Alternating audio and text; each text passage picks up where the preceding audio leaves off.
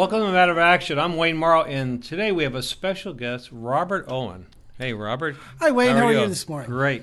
Robert is a defense lawyer and a member of our council.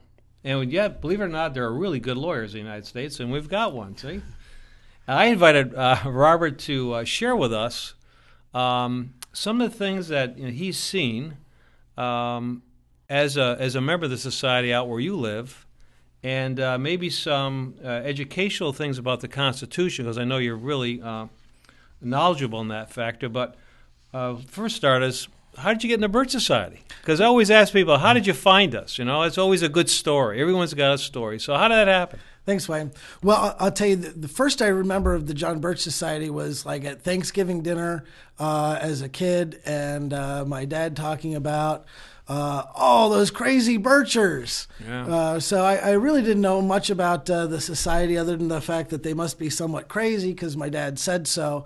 But actually what it was is I had just left the prosecutor's office, had started my own law practice, and there was a fella that had a Americanist bookstore named Mike Tomaso, who's actually a former field staff guy, that had his business right next to my law office. And since I had just started practicing, I had some free time, and we just started talking about history and the Constitution. And Mike was a brilliant guy, just a walking encyclopedia. And then he started birching me. And my immediate reaction is, this guy is nuts.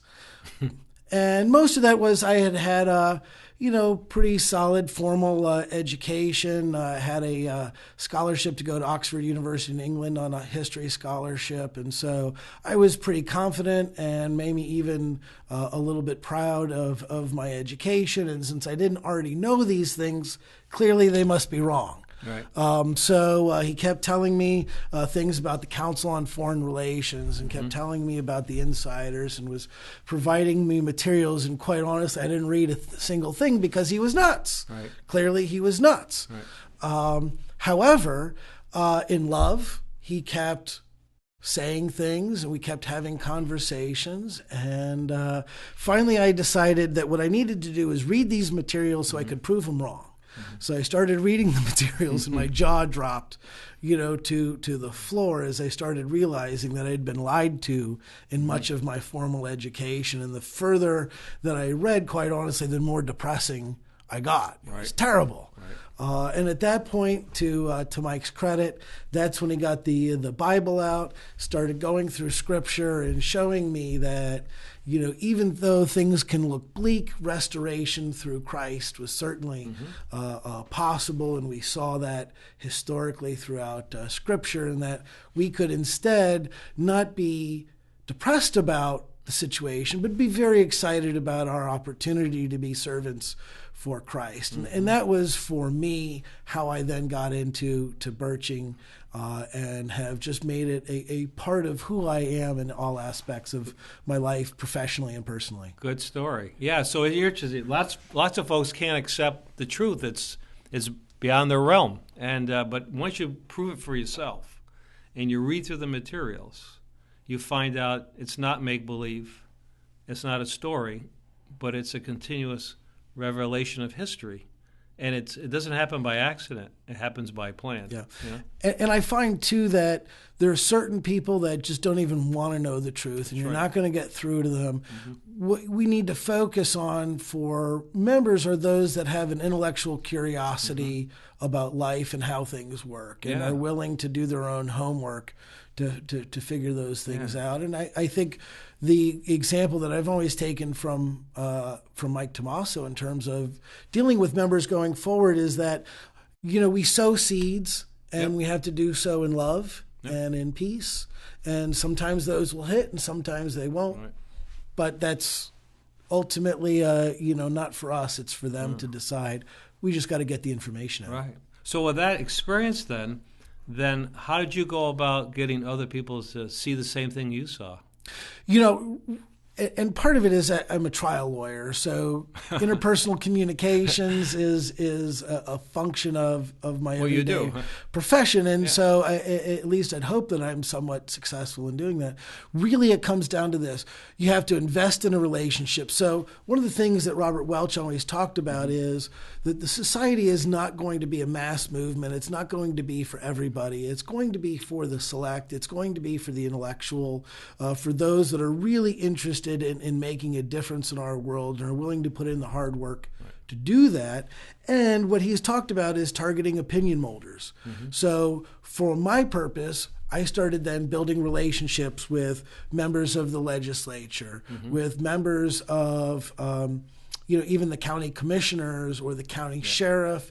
And you do that by being involved in local community charities. So I've been a member of Kiwanis for a long time and would use that connection to then build further connections. Because I used to be a prosecutor, I certainly knew the law enforcement people as a prosecutor. So I would use my past history of those relationships then to further relationship with the sheriff. So, for example, there was a period of time in which the Southern Poverty Law Center had received some funding to go out and be involved in training for local law enforcement. Basically, hey, if you see somebody that's got a get us out of the U.S. bumper sticker, they must be a domestic terrorist kind of stuff. I mean, that's the nonsense that comes in. But when that came out, and I read about it in the New American, read about it in the Bulletin, saw the evidence of it, I was then able to take those materials to our local sheriff and sit down and say, hey, look, here's who these people are and here's what's going on. And once he saw what that mess was, he said, it's funny, I got in a flyer and we were getting ready to schedule them in because for the sheriff, it's free training. Right. He's got a requirement for union guys to teach guys so much, and for them it's free. But once he understood what the Southern Poverty Law Center was, then we close the books and throw that out. And so that's how we can then leverage our past relationships in the community to influence opinion molders and carry forward like that aspect of the mission. Well, that's good, because one of the things that we had in other conversations is that training members to be activists, because we have the knowledge. It does no good unless we share with someone else. So you got a good example of that. One of the things that I see, though, you and I talked about this off camera, is that there's a real need for people to understand the Constitution. And this is politicians as well. And they don't even know we're a republic. They think we're a democracy. Certainly. So with that in mind, for a couple of minutes we got left, what are some of the maybe things new listeners hearing this, is that what is a good place to begin, other than reading the Constitution, some simple things that they can begin with? Because some it's daunting to look at the Constitution. It's written in a language they don't understand. But it's very important to understand. So maybe you can share with a minute or so left we got just a couple things that maybe you want to bring to people's minds. Certainly.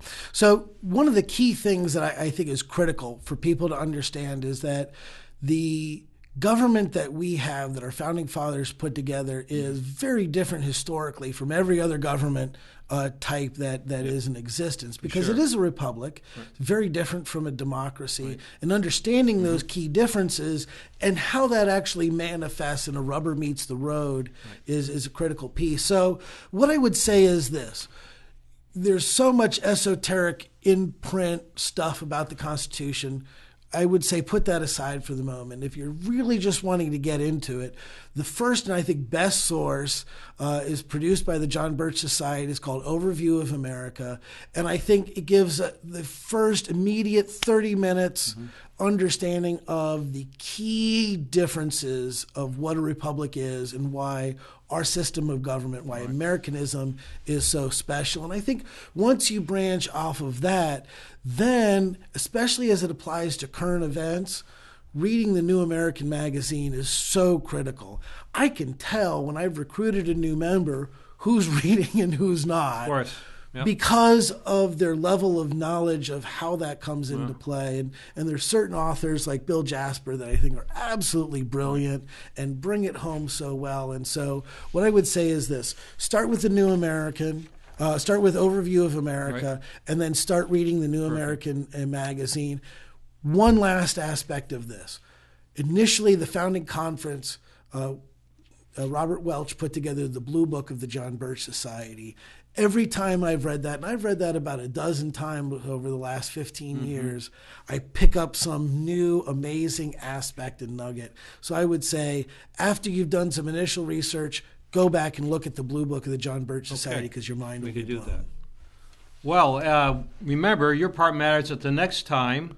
And bear in mind what we just said is to be knowledgeable. You can check it on shopjbs.org at the jbs.org website, or thenewamerican.com, or you can call 800-527-8721. Robert, thank you so much. Thank you, Wayne. I'm sure those are great tips for our listeners to hear, as well as our viewers. Appreciate the time. Thank you. Thank you.